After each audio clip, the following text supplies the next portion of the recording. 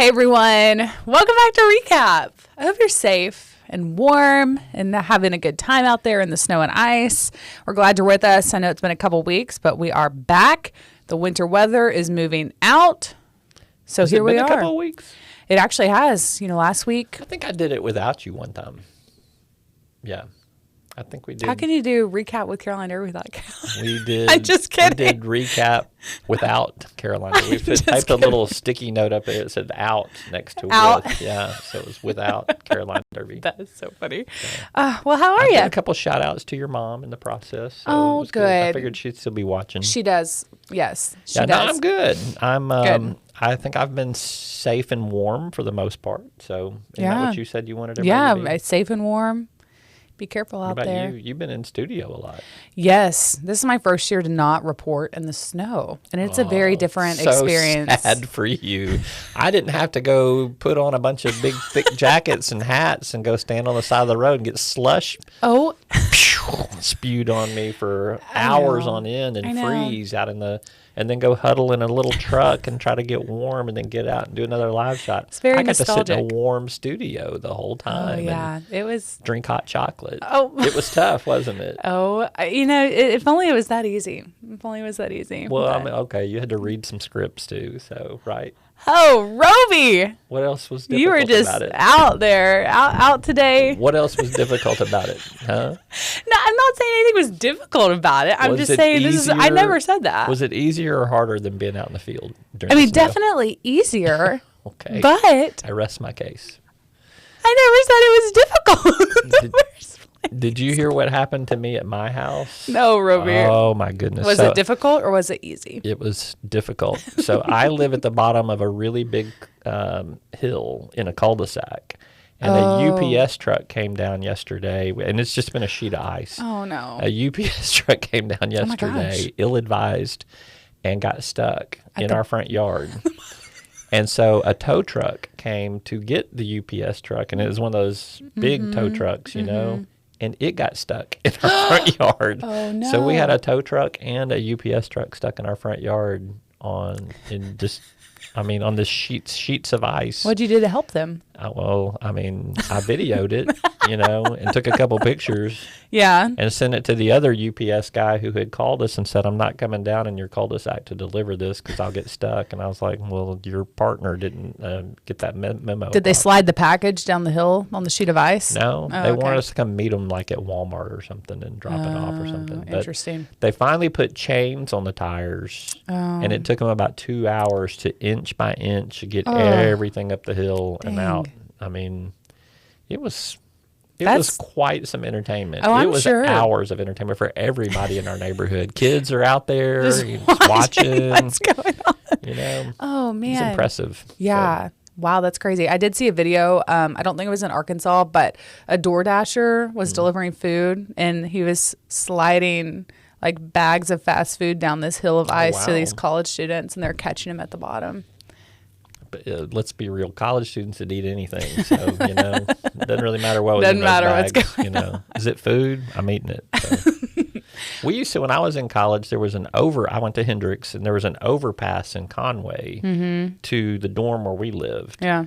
And so we would always get the cafeteria trays and use them as sleds down the overpass, which I don't think was popular with the cafeteria people, but Yeah.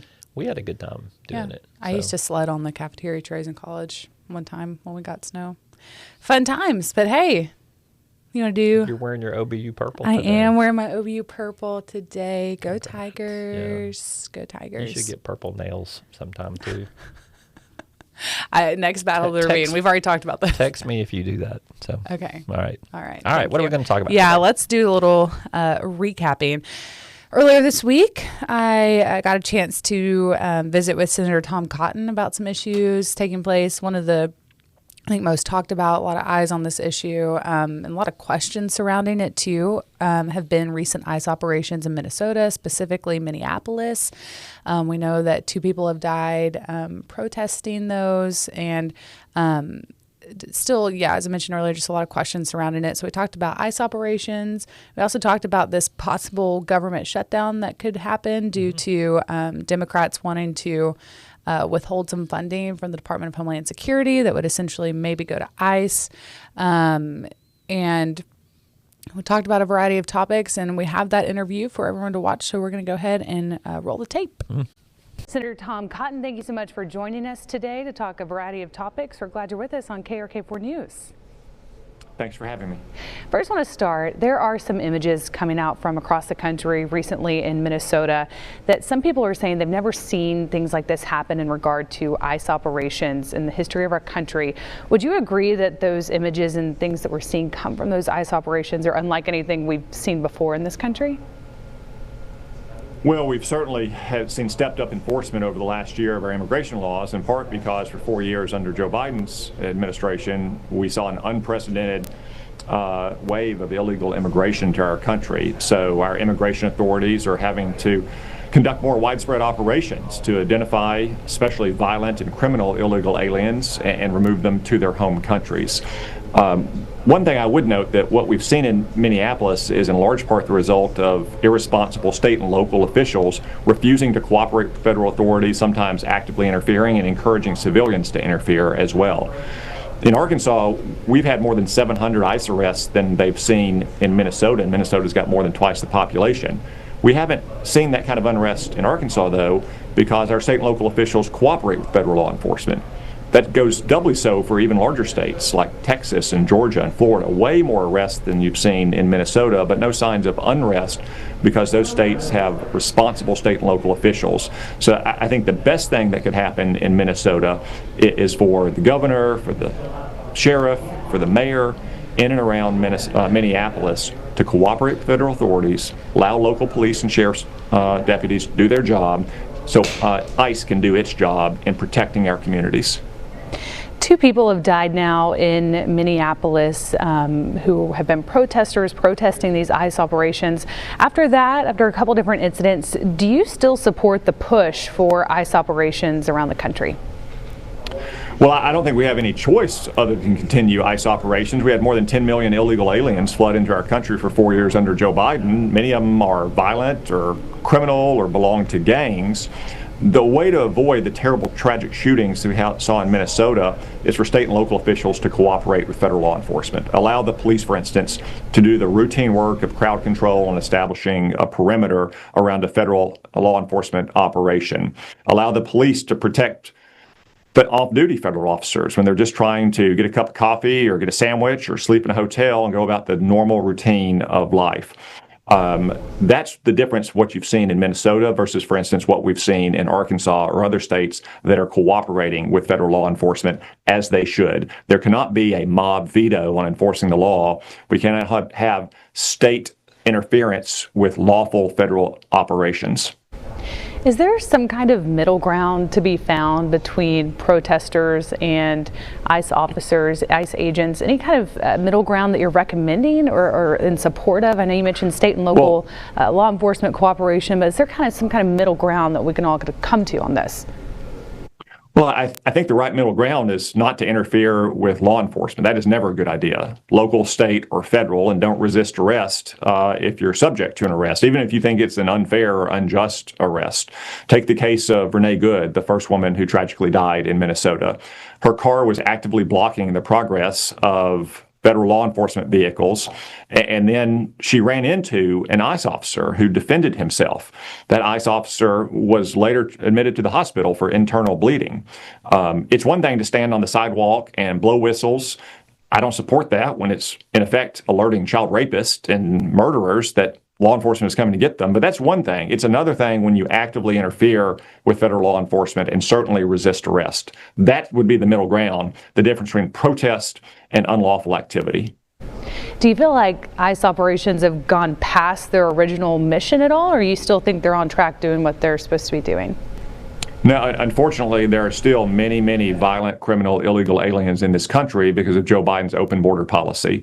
I'm sure that a lot of ICE officers would love to be back home with their families. doing the same kind of operational tempo they did for years, but there's still a lot of work to be done to keep our country safe. Just like I said, in Arkansas, we've had over 2,000 arrests in the last year because of the wave of illegal immigration we had for 4 years of Joe Biden. That, again, is compared to only 1,700 or so arrests in Minnesota. No unrest in Arkansas because we've been cooperating with federal authority, not resisting and interfering with federal authority.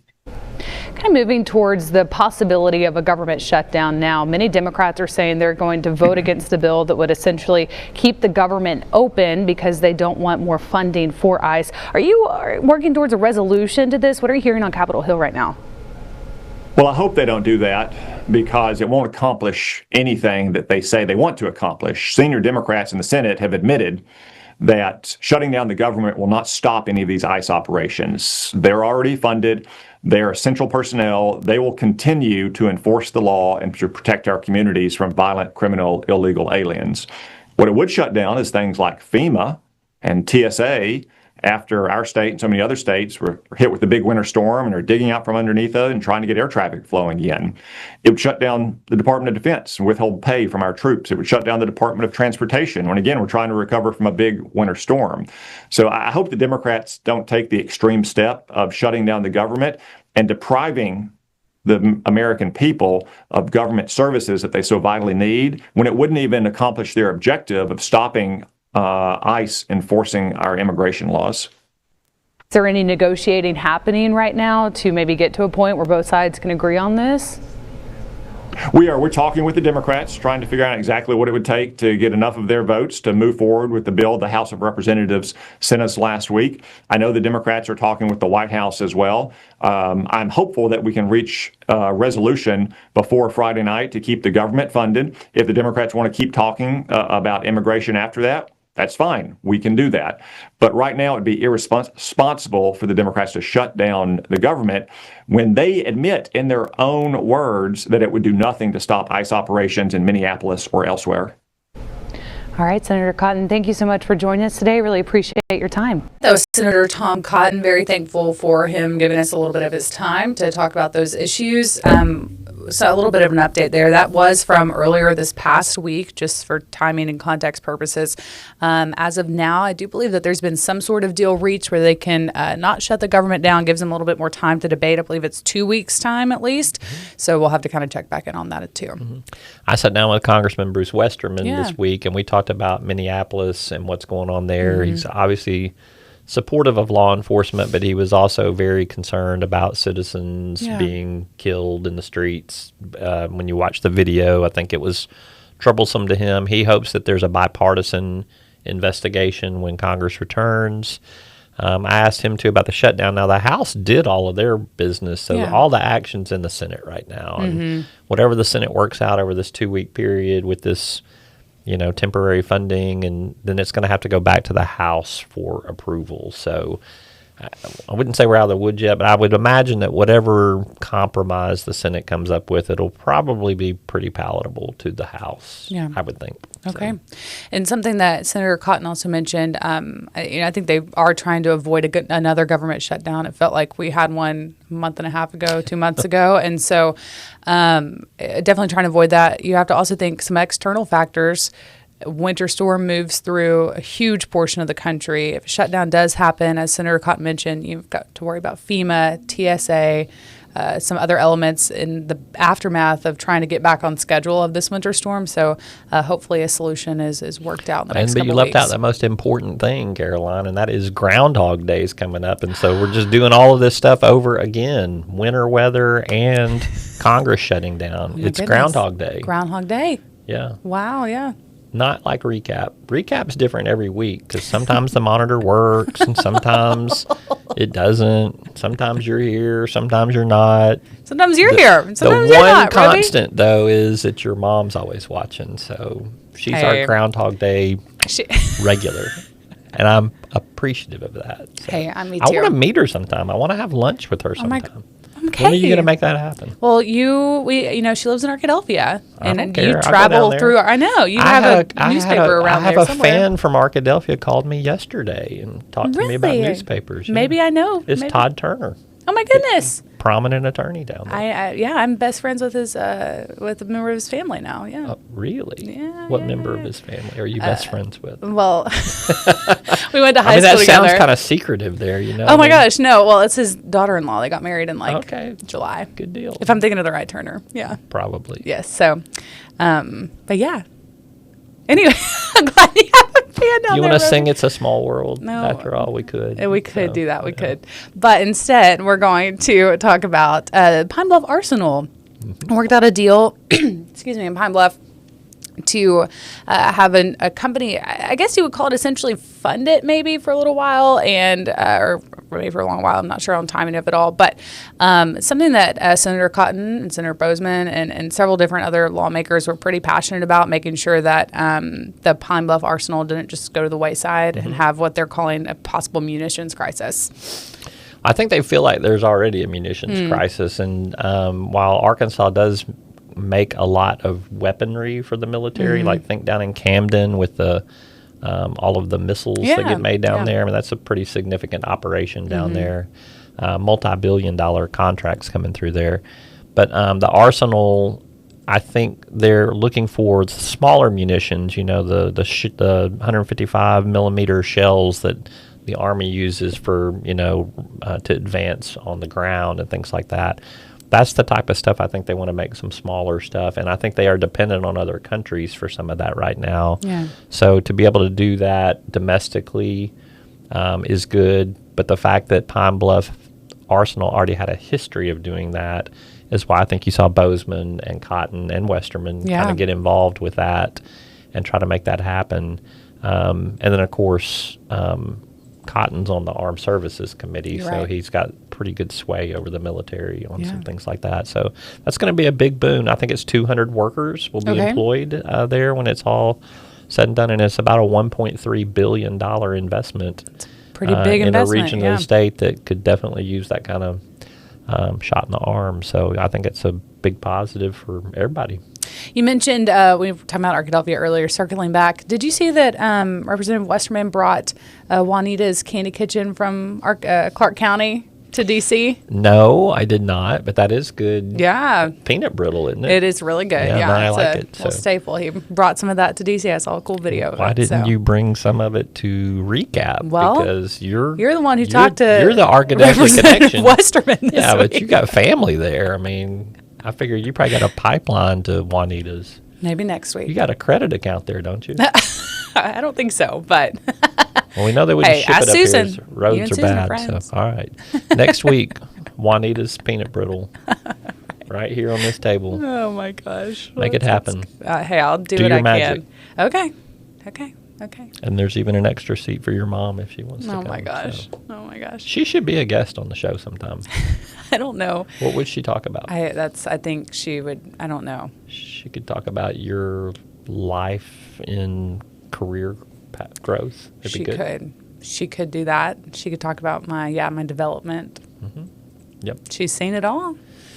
She's probably great. responsible for most of it. So, all right. Probably so. What else you got in politics? We're about a month away from primary. Yeah, I was going to bring that up. I think you're starting to see some more campaigning going on, some more, at least what I've seen in different parts of the state, some different, social media posts regarding maybe a competitor and really people are trying to push their message out there right now. And yeah, like if you didn't spend all your time in a studio and you were like out in the field like you used to be, you would see yard signs all over the place because they're all over intersections. You would see advertisements in newspapers and on radio stations locally. There's a lot of that going on as well as social media, but it's warmer in the studio, so don't worry. There's still a lot of us that don't mind going out there and pounding the pavement and getting the stories that need to happen. Well, I'm so thankful that you're doing that, Roby. Thank you for, holding me accountable and also, You just let me know when you're ready to get back out in the field. Hey, right? I'm back. In case y'all didn't know, I'm probably going to be reporting again probably next week, so stay with me. Let's hope for a winter storm. We'll see you on the side of the road in a parka. I'll be, But and something I didn't mention earlier, I don't mind winter weather reporting. I really don't mind it. I have a good time. Snowball fights. Yeah, and the sledding. Last you go year, sledding? Oh yeah, It's supposed to be reporting. Well, that is reporting. In winter Is it weather. really? Mm-hmm. I don't know about that. Yeah, no, I definitely think it is.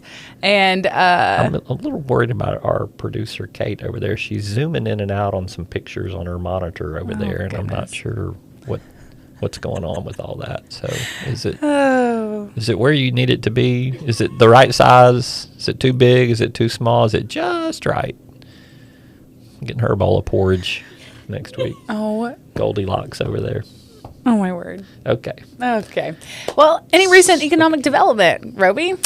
Talk business. Well, I mean, I think for the Politics? I think the hardest thing right now has been a lot of small businesses have been impacted by the winter weather. I know. The ones that get hurt the worst are, small restaurants and small retail shops that you can't get out and shop. Even though you could have an online presence, it's still pretty difficult. But I mean, people when they get in, it's hard to get out, and I think that they'll rebound, but it's just tough. I always feel bad for small businesses when that happens, and if I'm out and about in it, I always make a stop and I'm gonna buy a pizza or I'm gonna buy that's great.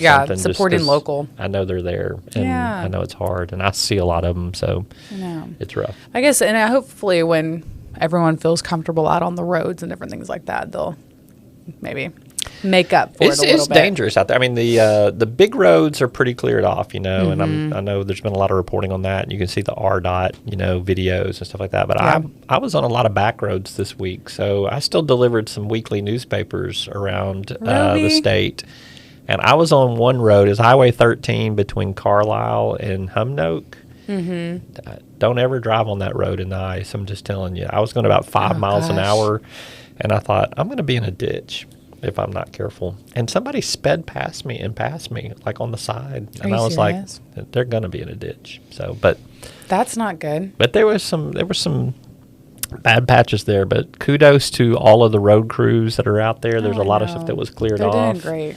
They're really trying. And I've talked to some more even late in the week here. They're clearing off parking lots now and some other side roads and stuff. That's good. So yeah. It's hopefully good. Something else that was announced this week on the national level, but could, obviously will impact people here in Arkansas, the Trump accounts. My take on it essentially is that it's an investment account for kids, newborn babies. Parents can sign up for it. It's $1,000. You don't have access to it until you're a certain age. Over time, obviously, money grows. Mm-hmm. And then by the time that you are, I guess, 18, there's a little bit of a lump sum there for you to use for whatever, whether it's education, life, whatever it may be. And I think that'll be interesting to see if it, in 10 years, if that actually is still making an impact and what that looks like. It's in its infancy right now. Yeah. And so we'll watch it grow with the children maybe some family member of yours could come talk to us about investments too some point in time. So isn't there someone in your family that could do that? Huh? Yes. My dad is, he loves. Could your dad come talk about Trump? If we had your mom and your dad here, do you realize what a wholesome family experience this would be? We would have a great experience. I would even be on better behavior even. So I think I wouldn't even wear snowman socks. I would probably wear puppy dog socks. Oh my gosh. So. No, that's great. Yeah, I would love to have them. I think they would just be in awe. They'd just be like, oh my gosh. I think they'd be in comfort because these chairs are comfortable. These chairs are comfortable. And we'd have a great conversation about you. Oh, thank you. And growing up and your career path. And I could get some stories that I could hold against you, I think, for later in life. Probably. You probably would. And we could get some investment advice, too. Hey. I know. Sometimes, and the reason Roby is saying this because I have to make calls. I have to, I get a text from, I've got to make a call, got to switch something over, got to reinvest or pull it out. I didn't say anything. It's what you got to do. Caroline does a lot of day trading, we've discovered. So this is how she's supplementing her high-powered journalism income here. Oh, my word. Yeah. Lunch is on you today. All right. I like and it. then, okay, so do I still have to bring the peanut brittle, though? Well, yeah. Oh, I mean, okay. you've got a credit account there, so you should probably put enough on there for the whole newsroom. You might as well go ahead and make yourself very popular. Hey, people around here, if you bring one person something, they get mad. Well, You I bring mean, everybody something. It's also, you're not on the news desk anymore, so this could be a good parting gift for everybody for True. all of the True. how good they made you look the last couple of weeks. And we're thankful for them. Yep. Yes. You did a really good job. I am complimentary. thanks. I of it. appreciate I that. know that was a tough. You got thrown in there. You know? Yeah, I mean, yeah, and I that's did. a trial by fire, and it's Thank not you. easy. And you did a really good job. So. Thank you. I'm really happy that it all worked out. Very thankful for the experience, to be trusted there. Yeah, I was definitely nervous, but settled in over And time. you're still on at 4:00. And I'm still on at 4 o'clock. See you at 4 every good. day. Yeah. But yeah, thank you for that. I appreciate that a lot. And What did you learn? ooh, that's a great question. I learned so much from Bob Clausen. If you know Bob Clausen, he's a legend in Arkansas, in my opinion. He just a media legend. He's been here for I think like 31 years now. And so every time you talk to Bob, whether you sit next to him on the desk or whether you're asking a question in the newsroom, you learn something from him. And I think just the biggest thing is that authenticity matters in news. And I think this show is a pretty good example. Yes, for all of you who are watching, you're like, oh, they're not talking about politics right now. We're aware, but we're also having a good time and being authentic. And hopefully it's portrayed to y'all that this is the real, Roby and Caroline. This is our personality. And so I think in news too and on the desk, being authentic is really important and not trying to be something that you really aren't. Yeah. And if you're, if you like to have fun and you're a fun personality, then have fun. Don't I cut sit up too much. straight, They would never let me on the news desk. So you are on the news desk. Oh, really? Oh, hey, well, about and we're that. proud of Roby too. Roby does a great job. I'm not quite a legend like Bob yet. I think I you haven't are, been in the too. business I as long think as both of Bob. you So are. legend just means you're old. I mean, Oh my gosh. doesn't mean you're good. No, it I'm just not means you're saying anyone old. is You've been on old. the air for a long time. You're a legend. It's legendary that you're still here. You don't have to talk so loud. I can hear fine. Oh. Not that old. All right. Next week, Yes. we'll recap some more. But for now, thank you for joining us. We appreciate you. Which camera are we looking at? Stay safe and I'm stay gonna look at that warm, one. everyone. We'll see Yes. you later. Bye. Bye.